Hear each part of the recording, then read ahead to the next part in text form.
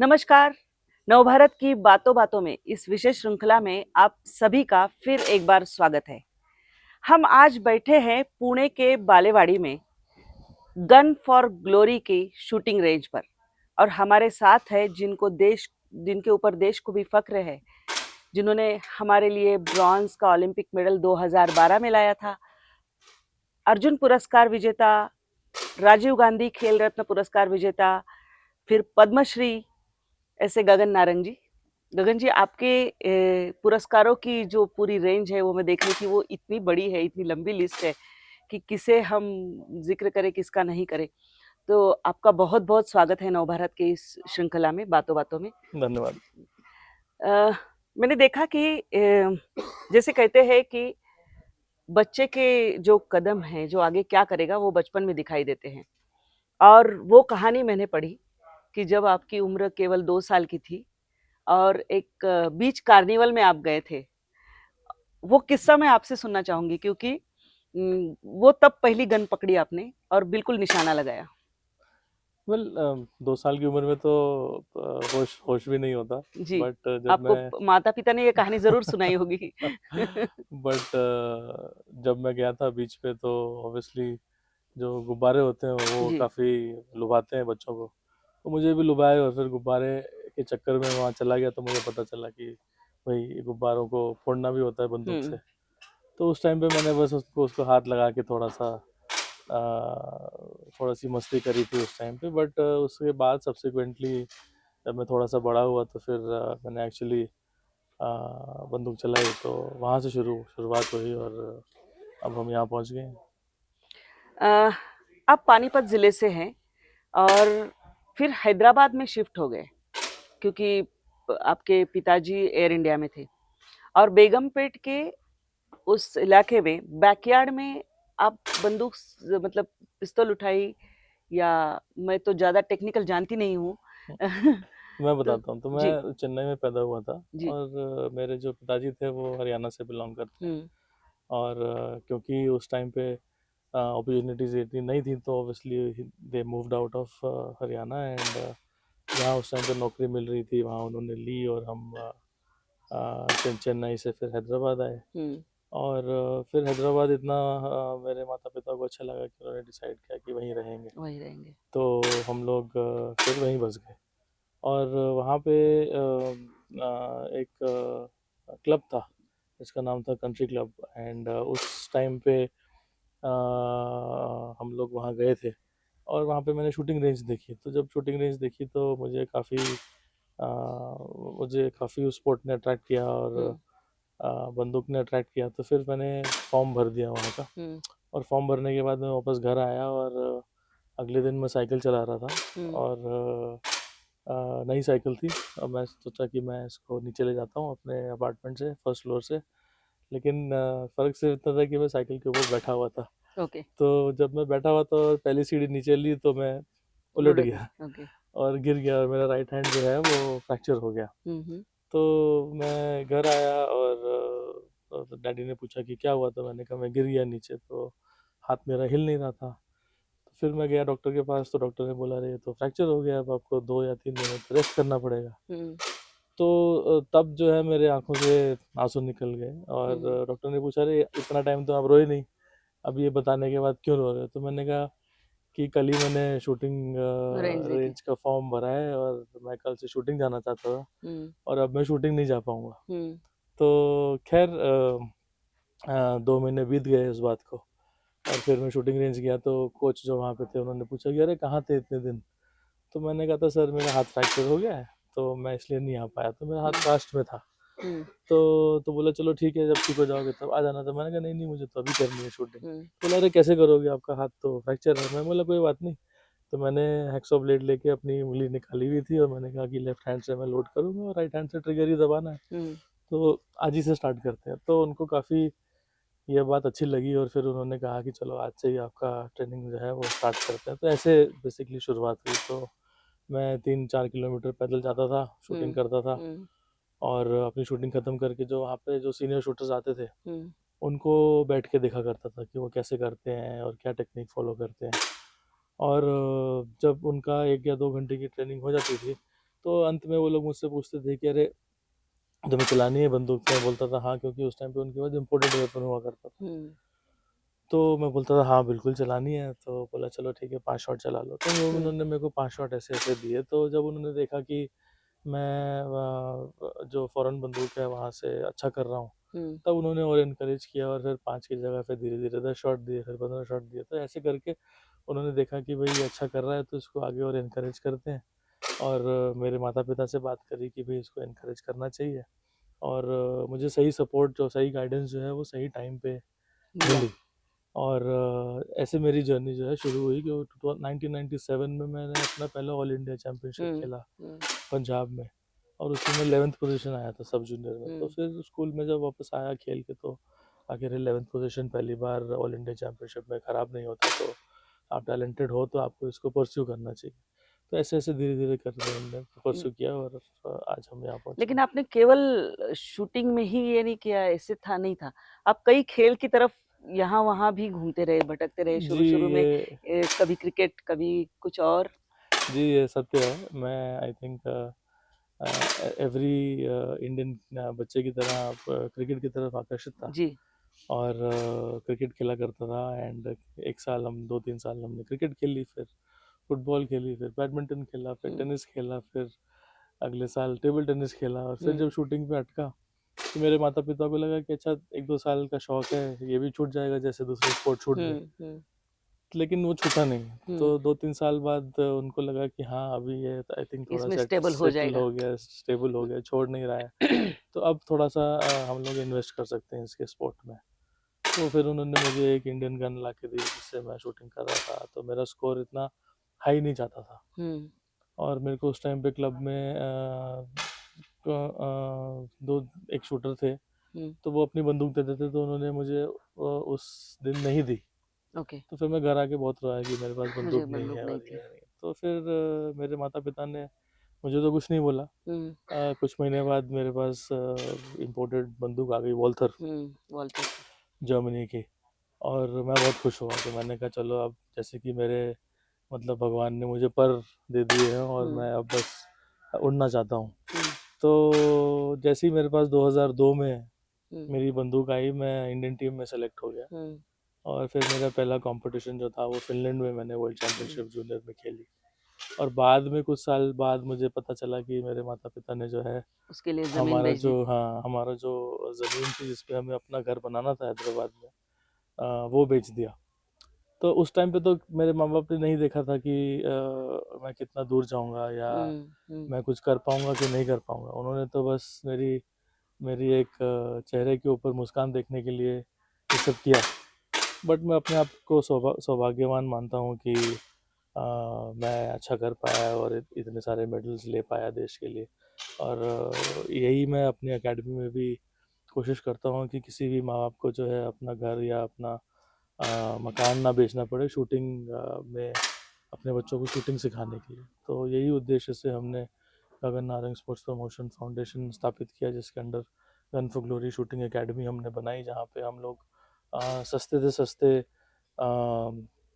कम से कम पैसों में जो है बढ़िया से बढ़िया फैसिलिटी देते हैं। और देते हैं गन भी बच्चों के मिलता लिए। है, पैलेट्स भी मिलते हैं, ट्रेनिंग भी मिलता है, फॉरेन ट्रेनिंग भी मिलती है। तो जो सपोर्ट जो है हमें या मुझे अपने लाइफ टाइम में नहीं मिला, वो मैं आजकल की पीढ़ी को और आजकल के बच्चों को देने का उद्देश्य मेरा और पवन जी का हमेशा से रहा है। और आज हमारे पास मैं फ़ख्र के साथ कह सकता हूँ कि काफ़ी इंटरनेशनल मेडल्स हैं, वर्ल्ड नंबर वंस हैं, ओलंपियंस हैं, वर्ल्ड चैम्पियंस हैं, जूनियर वर्ल्ड चैम्पियंस हैं, एशियन आप एक चैम्पियंस हैं। लंबी लीप ले रहे हैं स्टोरी में, लेकिन ये स्टोरी में कई सारे ट्विस्ट एंड टर्न है बिल्कुल। जो मैं दर्शकों को भी बताना चाहूंगी।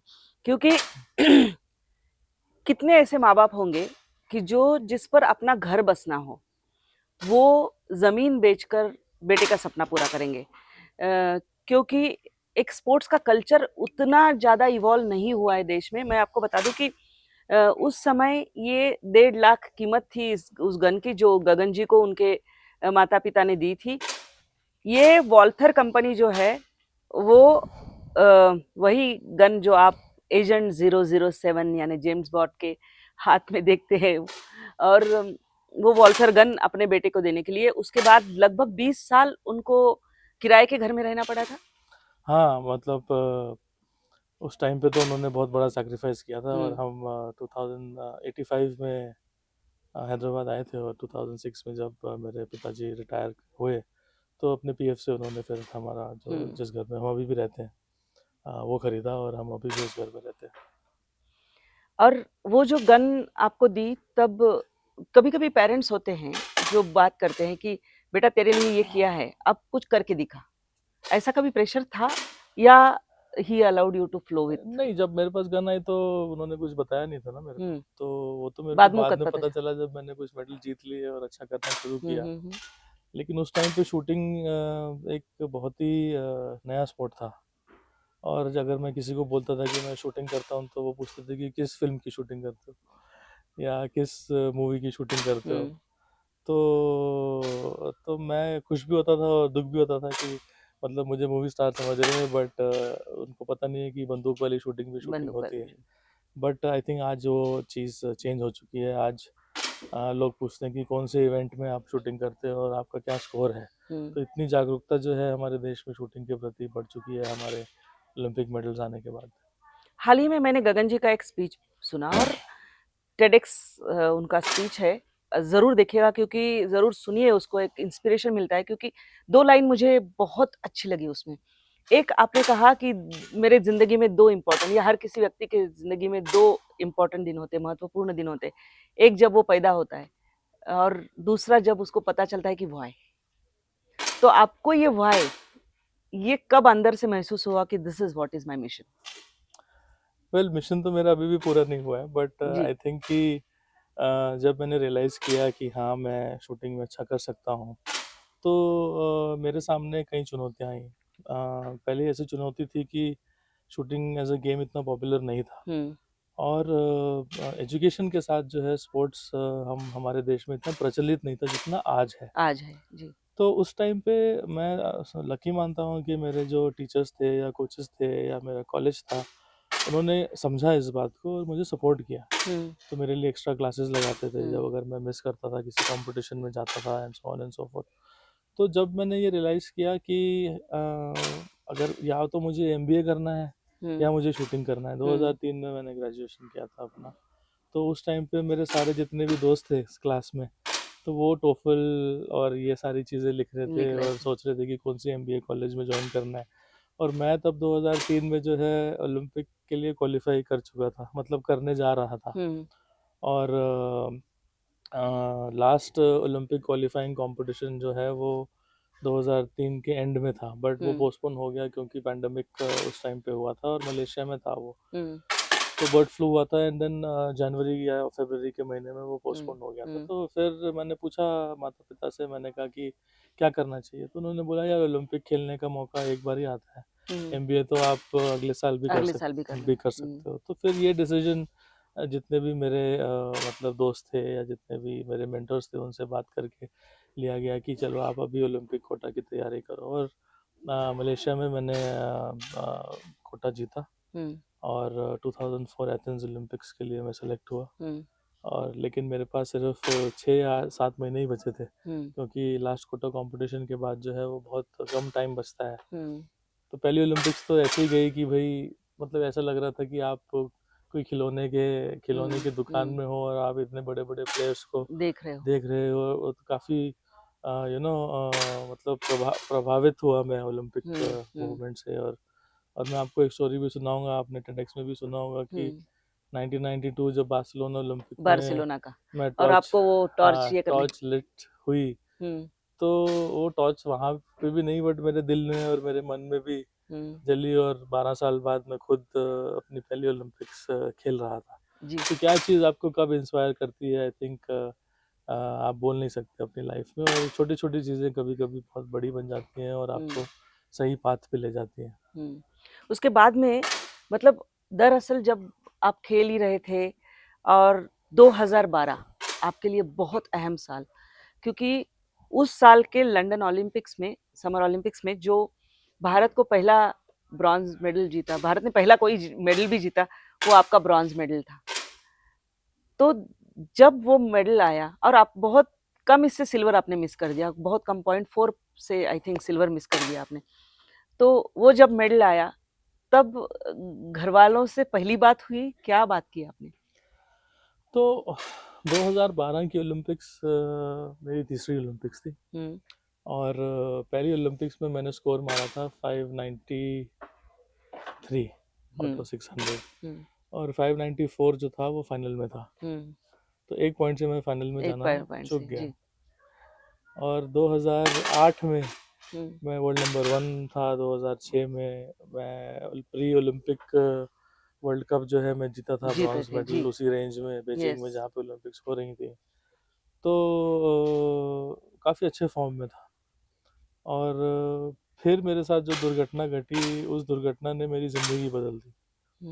तो मैंने मारा 595, और 5 लोग और 595 उस स्कोर पे थे, और मैंने फाइनल जो है वो काउंट बैक पे मिस कर दिया, एंड मैं 9th रह गया। एंड 5, 6, 7, 8 जो रैंक्ड एथलीट्स थे वो उनका भी स्कोर 595 था, बट उनकी लास्ट सीरीज मेरी लास्ट सीरीज से हायर थी। तो आपके 60 शॉट जो है वो 100 पॉइंट्स की 6 सीरीज में डिवाइड होते हैं, और 100 में से 100, 100 में से 100, ऐसी मेरी लास्ट सीरीज 98 थी 100 में से, और उनकी जो थी वो 99 या 100 थी, लेकिन टोटल स्कोर सेम था। ऑफ कोर्स भारत के लिए वो बहुत ही अच्छी ओलंपिक्स रही, क्योंकि अभिनव बिंद्रा ने 596 मारा था, एक पॉइंट ज़्यादा मुझसे, और भारत के लिए उन्होंने गोल्ड जीता। एंड हम लोग सब बड़े खुश है। बट अंदर ही अंदर कहीं मुझे लग रहा था कि एक मेडल तो मेरा भी बनता था, चाहे वो गोल्ड ना हो, बट 2 मेडल इंडियंस को आ सकते थे। और कहीं ना कहीं मुझसे बहुत बड़ी गलती हुई है। और मैं काफ़ी डिप्रेशन में चला गया था उसके बाद, क्योंकि सेम स्कोर पे फाइनल मिस करना, आई थिंक। और मेरे 4 9.9 थे, तो 9.9 और 10.0 में बहुत ही कम फ़र्क होता है। मतलब 1/10 ऑफ ए मिलीमीटर से भी अप्रोक्सीमेटली उतना होता है फ़र्क। तो बहुत कम मार्जिन से मैं चूक गया। बट ऑफ कोर्स चूक गया तो चूक गया। मतलब ये स्पोर्ट का ये आप कह सकते हैं कि चैलेंज यही है कि कोई रीटेक नहीं है। रीटेक नहीं है, सही बात है। तो आपको सिर्फ एक ही मौका मिलता है जी। और 4 साल की मेहनत जो है वो एक सेकंड में आप या तो हीरो बन जाते हो या ज़ीरो या रह जीरो जाते बन हो। जाते हो, सही है। तो मैं उस गेम से ज़ीरो बन के लौटा। बट मुझे कई दिनों तक नींद नहीं आती थी, और मैं सो नहीं पाता था, क्योंकि वो शॉट जो मैंने मारा था और जो मैंने मैच खेला था वो मेरे दिमाग में आता था, और मैं नींद से उठ जाता था। But again support system life में होना बहुत ज़रूरी है, और मेरा सपोर्ट सिस्टम उस टाइम पे काफ़ी स्ट्रॉन्ग था। तो मेरे कोच जो थे, मेरे निरंजन माउंटेनियर रेड्डी थे, वैभव अगाशे थे, जी। लाजलो शुजैक थे, निरंजन रेड्डी थे, मेरे माता पिता, सब ने बोला कि चलो कोई बात नहीं। मैं जब घर आया तो मुझे पता चला कि मेरी मॉम हॉस्पिटलाइज थी, शॉक में, और उनको डायबिटीज़ हो गया। और तो उन्होंने मुझे बताया नहीं, क्योंकि मेरे और 2 मैचेस फ्री पोजीशन और प्रोन के बाकी थे। बट मुझे पता चला जब मैं वापस घर आया, तो मुझे काफ़ी दुख हुआ। तो मैंने कहा कि चलो अब ये तो हो गया, इसके बारे में तो कुछ कर नहीं सकते, तो फिर से ट्रेनिंग करते हैं और मोमेंटम को रखते हैं, क्योंकि आप फॉर्म में थे, आप एक कंपटीशन आपने ख़राब मारा है। 2 महीने बाद जो था हमारा वर्ल्ड कप फाइनल था जी। तो वर्ल्ड कप फाइनल में पूरी दुनिया से 12 या 15 शूटर आते हैं टॉप के, और उनमें बहुत घमासान युद्ध होता है। तो मैंने क्योंकि वर्ल्ड कप जीता था, तो मैं भी वर्ल्ड कप फाइनल के लिए क्वालिफाई हुआ था, और मैं गया वर्ल्ड कप फाइनल में। तो मैंने कहा कि ट्रेनिंग मेरी अच्छी चल रही थी, मैंने कहा अब तो एक भी मौका नहीं छोड़ना। तो मैंने 600 ऑफ द 600 मारा, जो कि एक विश्व रिकॉर्ड बना। और फिर फाइनल में मैंने उन लोगों को हराया जो मतलब वहाँ पे ओलंपिक्स में जो है वो जो जीते थे, चाइनीज शूटर थे और एक यूएसए के शूटर थे, मैथ्यू एमन्स और ज़ूकिनान। और फाइनल का भी वर्ल्ड रिकॉर्ड मैंने मारा। तो मतलब काफ़ी मेरे लिए वो एक महत्वपूर्ण टर्निंग पॉइंट था, जिसने मेरी लाइफ को बदला और मेरे लाइफ के पर्सपेक्टिव को बदला, कि आप कभी भी जो है, अगर आपने हार मान ली, तो फिर आप कभी उससे खड़े नहीं हो सकते। आपके वर्ल्ड कप का एक बड़ा ये है कि उसी दिन बराक ओबामा ने यूएस के प्रेसिडेंट बने थे, ये कोइंसिडेंस है कुछ? जी। तो उसी दिन वो यूएस के प्रेसिडेंट बने थे, और उन्होंने बोला था कि यस वी कैन। तो तब जब मेरा वर्ल्ड रिकॉर्ड मैंने मारा तो मैं पहला भारतीय बना जो जिसने वर्ल्ड रिकॉर्ड मारा। तो मतलब सारे भारतीय और सारे शूटर्स को मेरा मैसेज यही था कि यस हम भी जो है वर्ल्ड में सबसे बेस्ट हो सकते हैं और सर्वश्रेष्ठ आ सकते हैं। तो वो एक विंडिकेशन भी था क्योंकि बहुत लोगों ने बोला था कि अरे आप तो अब खत्म हो गए बस अब आप और नहीं खेल सकते। तो it was more of a very challenging phase for me, जिसको मैं बड़ी अच्छी तरीके से ओवरकम करा। और फिर लंदन मेरी तीसरी ओलंपिक्स थी। 2 ओलंपिक्स में मैं चूक गया था। सबसे भारी प्रेशर मुझे लंदन में ही था, क्योंकि मैं फिर से एक बार ही अपने माता पिता को हॉस्पिटलाइज नहीं देख सकता था। मे भी मतलब दो मतलब एक बारी तो वो बच गए, बट मे भी क्या पता क्या क्या क्या अनजाना हो जाता। बट तो मेरे लिए एक बहुत ही चैलेंजिंग सिचुएशन थी जहाँ पे मैं अपने माता पिता को घर पे बोलता था कि मेरा मेडल नहीं आ रहा है, आप इतनी टेंशन मत लो, मैंने इतनी प्रैक्टिस नहीं करी है। बट अंदर ही अंदर से मैं प्रैक्टिस कर रहा था और मुझे लग रहा था कि नहीं मेरे को करना है। तो एक ही माइंड में दो कहानियां चल रही थी। एक साइड ये चल रहा था कि भाई मॉम डैड को थोड़ा सा उनका प्रेशर हटाना है और उनको इतना प्रेशर नहीं देना है। बट दूसरे साइड से मेरे ऊपर बहुत प्रेशर था कि मुझे परफॉर्म करना है। तो आई थिंक भगवान की कृपा रही और मैं जो मैं करना चाहता था मैं अपने मानसिक और अपने शरीर को कंट्रोल कर पाया और माइंड को कंट्रोल कर पाया और मेडल ले पाया। तो मुझे ऐसा लगा कि भाई मेरे पीठ पे इतना बड़ा बोझ जो है मेरी पीठ से हट चुका है। तो ऐसी फीलिंग मुझे आई उस टाइम पे। और मतलब मेरे लिए वो बहुत ही महत्वपूर्ण दिन था और इंडिया के लिए बहुत महत्वपूर्ण दिन था क्योंकि 5-6 दिन हो गए थे और हमारे कोई मेडल नहीं आया था। और पहला मेडल और पहला मेडल आने के बाद फिर तो लाइन ही लग गई उस टाइम पे। तो काफी इंटरेस्टिंग फेज था। मैं आपको बता दूं कि ये जो पहला मेडल उसके बाद में आया, इसके बाद में पुरस्कार कई मिले, पद्मश्री मिला, फिर राजीव गांधी खेल रत्न अवार्ड आपको 2010 में शायद था, अर्जुन पुरस्कार भी मिल चुका है। यानी और उसके बाद कॉमनवेल्थ गेम्स हो चाहे अफ्रो एशियन गेम्स हो, जहां पर लगातार कई गोल्ड मेडल्स गगन जी ने लाए। तो मैं ये पूछना चाहती हूँ कि एक फिर माहौल बन गया क्योंकि हमें ओलंपिक में मेडल शूटिंग में मिल सकता है, जिससे कुछ खेल की तरफ हमारा ध्यान पूरे देश का बटोरता है कि हम यहाँ चूकते हैं वहां चूकते हैं, लेकिन ये एक गेम है जहां पर हम मेडल ला सकते हैं। तो एक मोमेंटम पूरा बना फिर शूटिंग के प्रति देश में कैसे रहा वो? हाँ बिल्कुल, आई मीन पहले तो मतलब हम लोग जब वर्ल्ड कप या कोई कंपटीशन बाहर खेलने जाते थे तो हमें कोई सीरियसली नहीं लेता था। चलो इंडिया एक कोई कंट्री है जो मतलब आ गई। बट फिर भारतीय निशानेबाजों ने अच्छा करना शुरू किया। मेरे साथ अभिनव बिंद्रा जी थे और मैं था, तो हमने मेडल जीतना शुरू किया। और फिर उनको लगा कि अच्छा कौन आया है, अच्छा गगन आया, अच्छा एक मेडल तो चला गया, अच्छा अभिनव भी है, अच्छा 2 मेडल जा सकते हैं, तो हमें अब एक ही चांस है मेडल जीतने का इस इवेंट में। तो ऐसी मानसिकता जो है पूरे वर्ल्ड के प्रति चेंज हुई। और अब जो हमने कठिनाइयों भरा जो रास्ता हमने चुना और जिस रास्ते पे हम चले, अब वो रास्ता ऑलरेडी बन चुका है। तो नई पीढ़ी के लिए जो है, जो हमें जहाँ पहुँचने के लिए 12 या 15 साल लगे, वो आज की नई पीढ़ी जो है उसी रास्ते को फॉलो करके जल्दी अपने टारगेट तक पहुँच रही है। और फ़र्क ये है कि हम लोग उस टाइम पे क्वालिफाई करते थे पहले, तो 2004 में चलो ओलंपिक क्वालिफाई करना है, फिर 8 में ऐसा आया कि चलो फाइनल में जाना है, 12 में हमने मेडल जीतना शुरू किया, 2 मेडल आए ओलंपिक में। तो आज की जो पीढ़ी है, आज के जो युवा हैं, उनको तो सिर्फ जीतना ही है, वो पार्टिसिपेट करने नहीं जाते, वो फाइनल खेलने नहीं जाते, वो तो आज जाते हैं वही माइंडसेट से कि हमें जीत के ही वापस आना है। और ये आप पिछले कुछ सालों में देख सकते हो कि भारतीय निशानेबाजों का जो प्रदर्शन है इंटरनेशनल स्टेज पे वो काफ़ी भारी रहा है। और कई वर्ल्ड चैंपियनशिप जीती हैं, कई मेडल जीते हैं, कई वर्ल्ड कप में हम नंबर 1 रहे हैं, चाइना और यूएसए को बीट करके। तो ये ट्रेंड एक बहुत ही अच्छा ट्रेंड है। एंड मैं आशा करता हूँ कि जिस तरीके से सरकार और जिस तरीके से प्राइवेट स्पॉन्सर्स, जिस तरीके से फेडरेशन, जिस तरीके से शूटर्स आज मेहनत कर रहे हैं, और जिस तरीके से प्राइवेट संस्थाएं जो हैं उनको सपोर्ट कर रही हैं, सपोर्ट स्टाफ के साथ, मेंटल ट्रेनर के साथ, साइकोलॉजिस्ट के साथ, तो ये सारे सिनारियो में देखते हुए ज़रूर मुझे ये कॉन्फिडेंस आता है कि हम इस ओलंपिक्स में कम से कम खाली हाथ नहीं वापस आएंगे।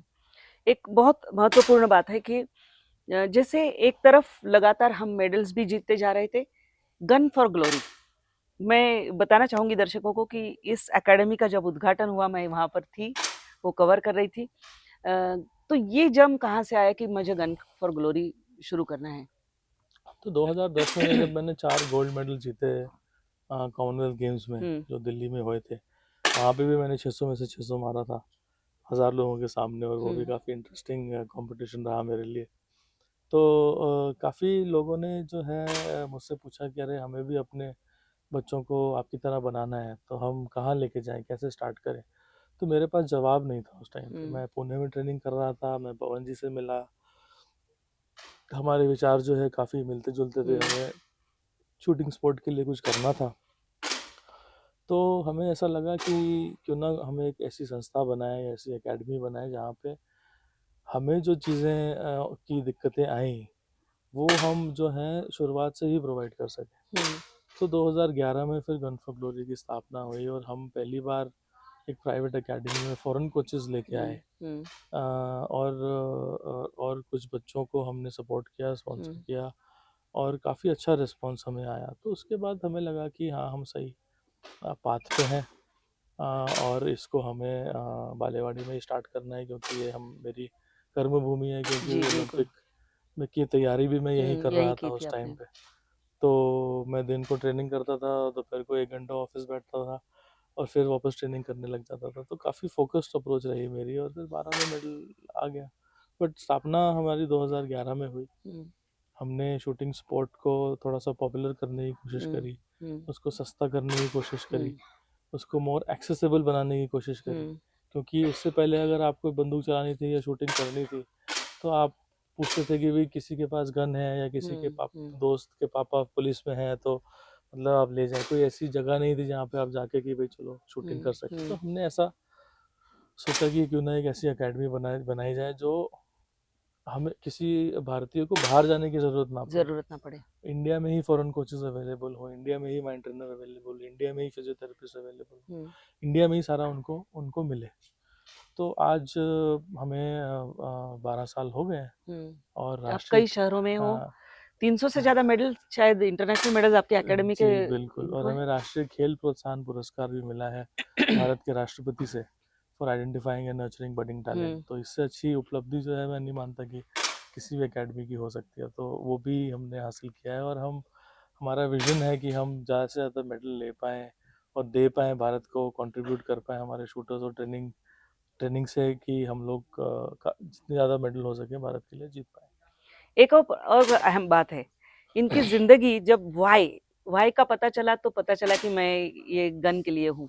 इनके नाम में भी गगन है, तो गन वहीं से है और इनकी जीवन संगिनी भी इनको मिली, वो भी शूटिंग के इसमें। अनुराज, आपकी लगभग 20 साल आप एक साथ में इस खेल से जुड़े थे। तो ये प्यार की कहानी कहाँ शुरू हुई? वेल हम लोग एक दूसरे को 2002 से जानते थे, हुँ, और हम लोग काफ़ी मतलब मतलब सिर्फ दोस्त थे।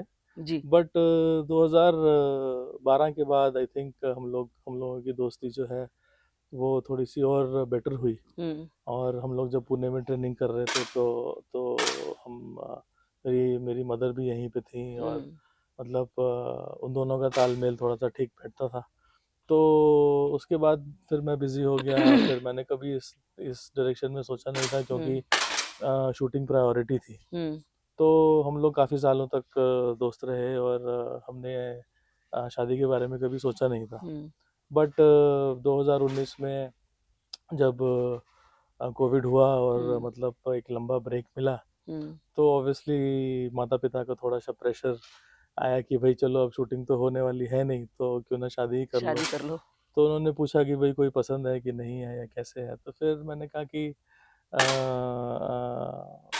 आपको नो कैसी लगती है। तो उन्होंने हुँ, बोला कि नहीं हमें तो अच्छी लगती है। तो ऐसे ऐसे करके मतलब कहानी आगे बढ़ी, और हमारा झगड़ा घर पे इसी बात से होता है कि किसने किसको पहले प्रपोज किया। प्रपोज़ किया। तो वो बोलती है कि तुमने किया, मैं बोलता हूँ कि तुमने किया। तो मतलब थोड़ी ऐसी नोक झोंक चलती रहती है, बट आई थिंक जो दोस्ती जो है वो काफ़ी गहरी थी, और हुँ, इतनी गहरी थी कि मतलब हमने फिर डिसीजन लिया कि हाँ मतलब हम कम से कम एक दूसरे के साथ ज़िंदगी तो बिता ही सकते हैं। और क्योंकि मैं शूटिंग स्पॉट को समझता था और वो भी शूटिंग स्पॉट की चैलेंजेस समझती थी।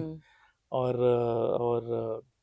तो उस हिसाब से हमने फिर तय किया। और फिर कोविड आ गया, तो कोविड के दौरान सब कुछ बुक हो गया था, बट फिर लॉकडाउन लग गया, तो फिर हमने घर में ही शादी करी। और काफ़ी इंटरेस्टिंग रोलर कोस्टर राइड थी वो। But I think I am happy कि अनु ने भी अभी कई सालों बाद जो है नेशनल चैम्पियनशिप में ब्रॉन्ज मेडल जीता।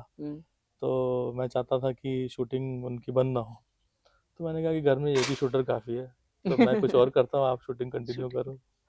तो I definitely love to support her and in whatever she does, in whatever endeavor, and it's a mutual relationship। मतलब वो भी मुझे कभी मेरी मीटिंग्स के लिए या कभी कहीं बाहर जाना हो तो मतलब इतना उनको भी मतलब ऐसा दुख नहीं होता है कि अरे आप कहीं बाहर जा जा रहे रहे हो, हो। सो ऑन सो तो दोनों एक दूसरे को काफ़ी अच्छी तरह से समझते हैं, सपोर्ट करते हैं। एंड मेरे लिए बहुत इम्पोर्टेंट था कि मेरे पेरेंट्स के साथ जिनका अच्छा she जम should be a friend, हाँ। हम्म And my parents should also be satisfied because मैं अपने माता पिता के साथ रहना चाहता था और उनको हम्म छोड़ के अलग नहीं रहना चाहता था। तो हम्म वो अनु को भी अच्छा लगा और मेरे पेरेंट्स को भी अच्छा लगा, तो I think everything gelled very well. अभी एकेडमी के लिए क्या सपना देखते हैं और पर्सनल लाइफ के लिए क्या सपना देखते हैं? वेल एकेडमी के लिए तो मेरा सपना यही है कि हमें ओलंपिक एकेडमी से किसी बच्चे को ओलंपिक मेडल आ जाए, तो हम्म हमारा जितने भी इतने सालों की मेहनत है हम्म वो सफल होगी। काफ़ी शूटर्स जो हैं वो पहुंच पाए हैं ओलंपिक्स तक, बट उन्होंने अपना मेडल कन्वर्ट नहीं कर पाए हैं। बट हमारा बस एक ये उद्देश्य है कि पूरे सिस्टम में हम बहुत ही छोटा पार्ट प्ले करते हैं, हम्म और वो छोटा पार्ट हम बहुत अच्छे से प्ले करना चाहते हैं। हम्म तो यही हमारा उद्देश्य है कि इंडिया का मेडल है, चाहे हमारी एकेडमी से हो चाहे ना चाहे हो, कहीं चाहे से उसको हो। कोई कोई बच्चा अगर दूसरी एकेडमी से भी है तो अगर उसको कोई हेल्प हम दे सकते हैं तो हम उसको वो भी प्रोवाइड कर पाए। तो हमारे जो हैं दरवाजे वो सभी भारतीय खिलाड़ियों के लिए खुले हैं। हम्म और कभी भी हमें आप फ़ोन या मैसेज, या काफ़ी ऐसे लोग हैं जो मुझसे जुड़े हैं हम्म पर्सनली जो मेरी एकेडमी में नहीं है, हम्म तो उनको भी मैं गाइड करता हूँ, मेंटर करता हूँ। हम्म तो मैं चाहता हूँ कि हमारे देश को कम से कम पिछले 2 ओलंपिक्स में जो सफलता हासिल नहीं हो पाई है, हम्म वो इस ओलंपिक्स में ज़रूर हासिल हो। एक और अहम बात का जिक्र करना हम मुझसे रह गया है कि इंडियन ओलंपिक एसोसिएशन के आप वाइस प्रेसिडेंट हैं और मिशन ओलंपिक कमेटी पर है, अर्जुना अवार्ड कमेटी पर है, यानी कई सारी कमिटीज पर आप है। अब जो खेल का माहौल देश में बदल रहा है, हमारा परफॉर्मेंस बढ़ रहा है। जब लगता था कि हम जाएं और पूरी वो तालिका में कहीं नीचे हमारा नाम हो देश का, वो अब ऊपर ऊपर जाता हुआ दिखाई दे रहा है दिन ब दिन, सालों साल। क्या माहौल देखते हैं, क्या बदलाव देखते हैं आप? वेल जैसा कि मैंने पहले आपको बताया कि काफ़ी बड़ा बदलाव मैं देख रहा हूँ हमारे टाइम से और आजकल के टाइम पे। हम्म हमारे टाइम पे जो है स्पॉन्सरशिप या सपोर्ट जो है आपको मेडल जीतने के बाद बाद मिलता था, मिलता था। और कभी कभी कई कई लोगों को तो मिलता ही नहीं था। हम्म आज मोदी जी के नेतृत्व में आई थिंक जो सपोर्ट है हम्म वो आप आपका आप जैसी सपना देखते हैं कि मैं खेलों में कुछ बनना चाहता हूँ, हम्म वो वहीं से शुरू हो जाता है। हम्म तो अगर आप खेलो इंडिया स्कीम देखें हम्म तो इतनी अच्छी स्कीम है जिसमें आपको अपने छोटे से लेवल पे जो है आपको सपोर्ट कर सकते हैं। जैसे स्कूल गेम्स हो गई, हम्म तो स्कूल गेम्स में आप टॉप 8 में आओ या टॉप 10 में आओ खेल को पकड़ के, तो आपको 5 लाख रुपए तक का आपको स्कॉलरशिप और ट्रेनिंग सपोर्ट मिलता है। मिल जाता है।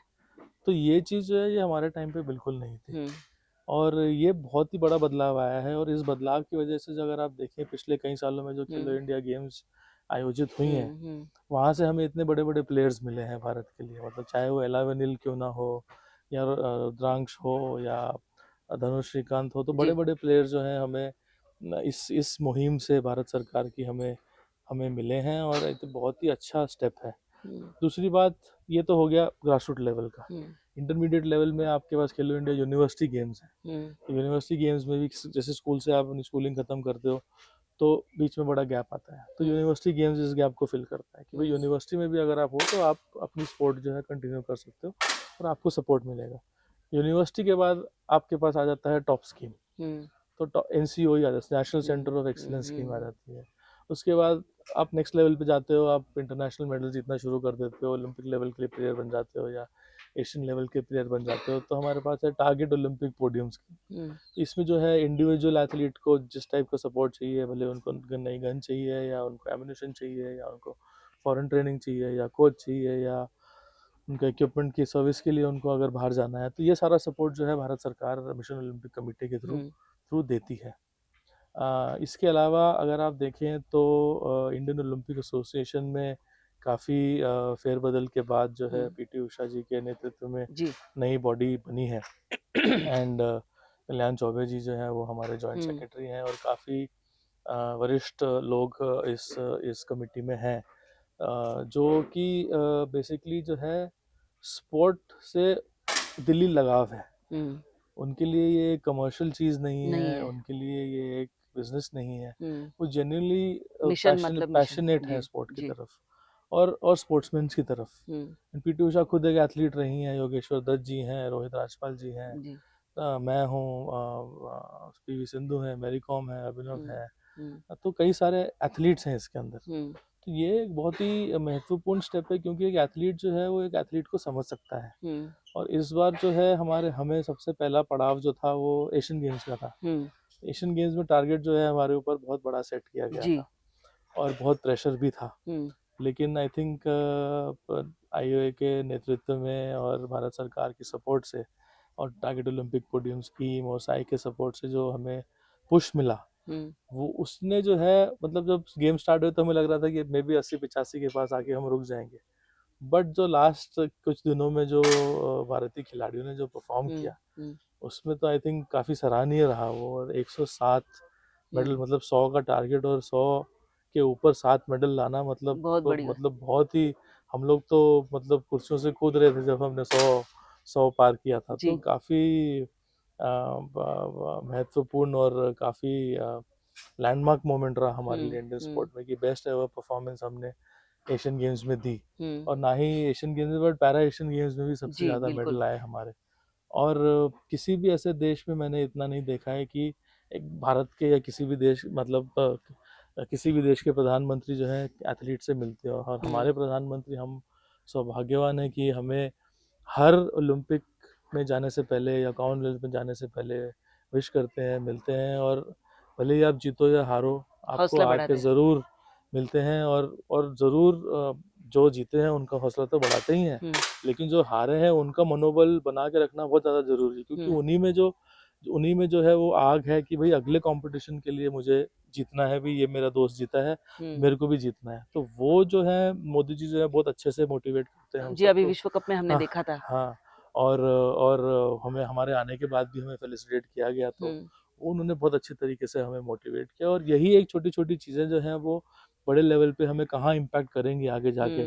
तो ये हमें करती हैं इम्पैक्ट। और जब भारत के प्रधानमंत्री आपके पीछे खड़े हैं, तो फिर हमें कोई मतलब पीछे सोचने की ज़रूरत ही नहीं है। ज़रूरत नहीं है। मैं माता पिताओं के लिए जो अपने बच्चों को स्पोर्ट्स में डालना चाहती है और ख़ास तौर से शूटिंग में, तो किस किस उम्र में शुरू कर सकते हैं और क्या-क्या ज़रूरी है उनके लिए एक शूटर बनने के लिए? तो हम लोग जो है अपनी एकेडमी में रेकमेंड करते हैं कि 11 साल से ऊपर के वर्ग के बच्चों को शूटिंग सिखाई जाए। और मोस्टली हमारे पास जो है वो काफ़ी मध्यम वर्ग के शूटर्स भी आते हैं, और हमारे पास स्कॉलरशिप प्रोग्राम्स भी हैं जो लोग अफोर्ड नहीं कर पा सकते, लेकिन उनमें टैलेंट है। टैलेंट है। तो उस टैलेंट को आइडेंटिफाई करना और डेवलप करने के प्रोग्राम्स भी हमारे पास हैं। तो इसी टैलेंट आइडेंटिफिकेशन प्रोग्राम से हमें बहुत सारे मेडल्स मिले, और हमने प्रोजेक्ट लीप नाम की भी एक मुहिम चलाई, जी। जिसमें हम कंप्लीटली स्कॉलरशिप प्रोग्राम है, जहाँ पे फॉरेन ट्रेनिंग मिलती है, फॉरेन कोचेस आते हैं, माइंड ट्रेनर मिलता है, डाइटिशियन होता है, सपोर्ट होता है, प्लेयर मैनेजर्स होते हैं, आपको कंपटीशन के लिए कैसे प्रिपेयर करना है, आपकी टेक्निक को कैसे करेक्ट करना है, तो ये सारी चीज़ें जो हैं आपको सिखाई जाती हैं, और वो भी मुफ्त। तो आई थिंक ये बहुत ही अच्छी मुहिम है, और हम इस पे और ज़्यादा उसमें मिलके सिलेक्शन क्राइटेरिया क्या है? सिलेक्शन क्राइटेरिया डिपेंड करता है हर प्रोजेक्ट लीग से पहले, बट यूजुअली जो ट्रायल्स क्वालिफाइड एथलीट्स होते हैं उनके लिए जो है सिलेक्शन का मिनिमम क्राइटेरिया ये है। अब ये एकेडमी इतनी बढ़ चुकी है, कई शहरों में आप है कि कितना बढ़ाना चाहते हैं? मतलब एक मोमेंटम आप लेके आए हैं इसके ज़रिए। वेल कोविड में रोक लग गई, बट हम चाहते थे कि हम लोग और थोड़े से ब्रांचेस बढ़ाएं, बट बिकॉज ऑफ कोविड हम लोग कर नहीं पाए। बट आइडिया ये है कि हम जितनी ज़्यादा अफोर्डेबल कर पाएँ शूटिंग स्पॉट को। हमारा पहला मकसद ये है कि हम क्लास से मास में पहुँचे। हुँ, क्रिकेट भी जो है हमारे देश में एक क्लास का गेम था, बट आज जी, वो मास गेम मास में बन पहुँच। चुका है। हम हमारा उद्देश्य ये है कि हम शूटिंग एज अ स्पोर्ट को ज़्यादा से ज़्यादा लोगों को करवा पाएँ, हुँ, उनको बता पाएँ कि भाई हुँ, शूटिंग स्पोर्ट क्या है, और क्या आप मतलब बंदूक चलाने के बाद क्या आपको फील होता है, कैसा हुँ, होता है। हुँ, आज हर लोग हर कोई बैडमिंटन खेलता है, हर कोई क्रिकेट खेलता है। तो जब वो एक क्रिकेटर को देखता है तो उसको उसकी स्ट्रगल याद आती है कि भाई अगर ये ऐसे कर रहा है तो मतलब बहुत बहुत मुश्किल है। हुँ, लेकिन कई कई लोगों ने शूटिंग नहीं करी है, हुँ, तो उनको कोई आइडिया नहीं है कि भाई किस प्रकार की शूटिंग होती है, क्या चैलेंजेस होते हैं, कितना डिफिकल्ट है बुलजाई मारना। हुँ, तो हम चाहते हैं कि ज़्यादा से ज़्यादा लोगों को करीब 5 मिनट के लिए तो हम लोग उनको शूटिंग सिखा पाएँ, उनको बता पाएँ, हुँ, क्योंकि एक बारी वो सीखेंगे, पढ़ेंगे तो फिर उसको फॉलो करेंगे और फ़ॉलो उसके करेंगे। बारे में जान जान पाएंगे और जागरूकता बढ़ेगी। तो पहला हमारा मकसद ये है। दूसरा हमारा मकसद ये है कि हम इसको जितना सस्ता कर पाएँ, हुँ, ताकि एंट्री लेवल बैरियर जो है वो बहुत मिनिमम हो, ताकि हुँ, बहुत लोग जो हैं उसमें इसमें आ पाएँ और कम पैसों में इसको अपने जीवन का एक हिस्सा बना पाएँ। हुँ। एंड तीसरा हमारा मकसद ऑफ कोर्स जो भी एथलीट्स हैं वो जो भारत के लिए ज़्यादा से ज़्यादा मेडल ले पाएँ। आप मूवीज़ देखते हैं? आपका शौक क्या है इसके अलावा? मतलब खेल के अलावा क्या है? तो अब तो ऑब्वियसली पहले तो मेरे पास शूटिंग ही थी, बट अब आईओए में जो है सारे स्पोर्ट्स हम लोगों को देखने पड़ते हैं। हुँ, तो ये काफ़ी अच्छा एक्सपीरियंस है मेरे लिए, क्योंकि दूसरे स्पोर्ट के चैलेंजेस, दूसरे स्पोर्ट के एथलीट से मिलना मुझे बहुत अच्छा हुँ, लगता है, और उनसे मुझे रोज़ प्रेरणा मिलती है कि हमारा स्पोर्ट ही मुश्किल नहीं है, सारे हुँ, स्पोर्ट हुँ, इक्वली हुँ, मुश्किल हैं। हुँ, और जो म्यूचुअल रिस्पेक्ट है दूसरे एथलीट्स के लिए मेरे मन में बहुत बढ़ गई है, जब मतलब मैं शूटिंग ही करता था जब खेलता था, बट एज एन एडमिनिस्ट्रेटर जो मैंने हांगझाओ में देखा, हुँ, दूसरे स्पोर्ट देखे, हॉकी देखा या क्रिकेट देखा। पहली बार मतलब हम लोग 2 गोल्ड मेडल लेके आए हुँ, एशियन गेम्स में, क्रिकेट में महिला और पुरुषों की कैटेगरी में, और बैडमिंटन देखे हमने, और इक्वेस्टेरियन में हमारे पास मेडल आया। तो ये नए-नए स्पोर्ट देख देख के काफ़ी मुझे अच्छा लगा हुँ, कि इतना स्पोर्ट जो है डीप हो गया है हमारी कंट्री में, और इतना डीप रूटेड हो गया है, मतलब एक ज़िंदगी का हिस्सा ऑलमोस्ट हुँ। बन गया है। ऑफ कोर्स इस मोमेंटम को रखना है, आगे बढ़ाना है, बट आई थिंक ये 3 मकसद के साथ अगर हम काम करेंगे तो ज़रूर सफलता हासिल करेंगे। गगन जी बहुत बहुत शुक्रिया जो आपने नवभारत से बात की। मैं आपको बता दूँ कि केवल 2 दिन के लिए बहुत सारे ढेर सारे काम लेकर पुणे में आए थे गगन जी। कल इनकी मुलाकात जब हुई तो वॉल्थर गन जो कोटा में सिलेक्ट हुए उनको दी गई है और इस छोटे समय में आपने हमारे लिए इतना समय दिया। फिर से आपके एकेडमी के जो मेडल आएंगे हम मौका ढूंढेंगे कि आपका आकर इंटरव्यू करें, उन खिलाड़ियों के साथ भी करें। नवभारत में इस तरह के जो लोग हैं जो आपको प्रेरणा देंगे, जीने में कुछ नई उम्मीद देंगे और एक दिशा दिखाएंगे, ऐसे लोगों से हम आपको बातों बातों में मिलाते रहेंगे। आप बस इस श्रृंखला के साथ चलते रहिएगा। धन्यवाद।